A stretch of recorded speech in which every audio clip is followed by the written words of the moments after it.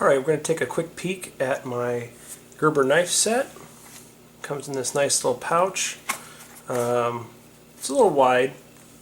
Here's my hand width next to it. It's just a little wide. It got caught on a couple things when I carried it on my belt when I was pheasant hunting. But usually I just leave it in my bag, the knives in their pouch. But really, if you put this in the right place, it shouldn't be that big of a deal, especially if you have a coat going over it. But like anything you hang on your belt when you're walking through high grass or the woods, it's prone to grab onto something. It's got a little strap here. You can feed through your belt, nice and wide. But yeah, it's just a little bulky for everyday carry, but it does well for holding the knives and giving them plenty of ventilation. So when you put them away wet or less than 100% clean, it won't be that big of a deal, and then you can just clean that off. Anyway, this is my Gerber 2-pack, so let's go ahead and open this up. I'll show you this guy first. You've seen me clean this up in a video about dove hunting. It can focus in macro level here. That'd be fantastic on my camera. Got really aggressive stippling here. Nice smooth edge, very, very sharp. I cut my own knuckle once like an idiot with it, but that happens, I suppose. It's got that nice Gerber gray coating, which I do appreciate. It's a nice satin, helps prevent it from rusting. Skeletonized hammer, or not hammer, why do I keep saying that? Skeletonized handle, so it's nice and light, cuts off some weight, but yet has solid steel construction. Really, really works well. I was thinking maybe the smoothness might be a little slick on the hands, but honestly, when you put your fingers where they go, and it's ambidextrous of course, but I'll hold it left-handed, you've really got a nice little guard there for your finger. Everything follows very nice, fits nicely, and then your thumb can grab onto these grips and really have control. You can really work inside. So when it comes to cutting the breast meat off a dove, I can really get a nice firm grip of it. And this is how you should hold a knife. You'd like this if possible, or like this when your hand's in this basic shape, kind of like when you pull a bow back with the trigger, or the shape you try to emulate when you're holding your gun. This is a very good grip, and you can get your finger set, your thumb set on that aggressive stippling, and you can really cut around on it. Just don't be like me and hold with your hand here. You'll cut your hand, because that's what a knife does. But anyway, really works well for getting in there in the nitty-gritty. If you can clean a dove with something like this, it's really, really easy to use on bigger game like deer.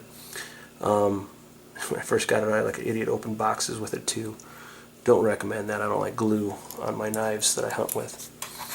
And then here's a bigger one. Hopefully I'll show you a video of me field dressing a deer with this sometime, but I gotta get it when it's not so darn dark out. Again, very aggressive stippling in the back. Really get your thumb planted there. Got a nice little ridge guard there. Skeletonized handle again. This one fits even nicer because my pinky cuts right into that groove, and oh, it fits real nice there. You got the gut hook on the end, nice hard smooth blade. You can really get some business done with cleaning the hide off the deer. You can really pull and just cut along, gut the animal, make your cuts. So really with these two knives, this paired set, you really can field dress a deer really quite easily. Now some people might want a more aggressive handle. It's a little bit more grippy. I understand that. I appreciate that. There's a give and take. I think the Moria knife, I think that's how you say it. I've seen some people review that. It's got a nice rubberized, very excellent handle for gripping, and at least it appears to me that way. Reviews have spoken highly of it. Rather inexpensive as well. This pair was rather inexpensive, I believe. You definitely get your money's worth. Where you lose in grippy stickiness on the handle, which people like when they're in a wet, bloody animal cleaning it out, which is a honest evaluation of a tool to see how it works in its intended purposes. Yeah, it can get a little sick. I feel, for me, a nice sturdy grip on it, even when it's bloody. It doesn't stay wet because it's metal. The blood and guts and junk run off it. But you really can get a good purchase on your handle, and with the stippling, I can really feel like I have control. And yeah, it's not as good of a grip as if it was all, let's say, a grippy rubber. However, when it comes to clean this off, I just run it under the sink and it's basically clean. Just little chunks that have to get cleaned out. So it's very good to get deep in the belly of the beast, if you would, and then you can clean that out really, really easily. You don't have to worry about if you do let blood or some stuff crust on here, that it's going to harm it as if it was wood, or develop a stink inside the material like a rubber. But anyway, I appreciate these two. I love the coating on it. I think it's going to help keep the rust off, at least it's supposed to, and I see no reason to doubt that at this point. It is a fine Gerber product. So any questions about this, feel free to let me know. I'm going to try to find some specifics about these to put below and maybe on a page at the end. I might not be there when I first air this video, but it should pop up over time. Thanks for taking a look at these two edge tools with me. Have a great day. Pheasant815 out.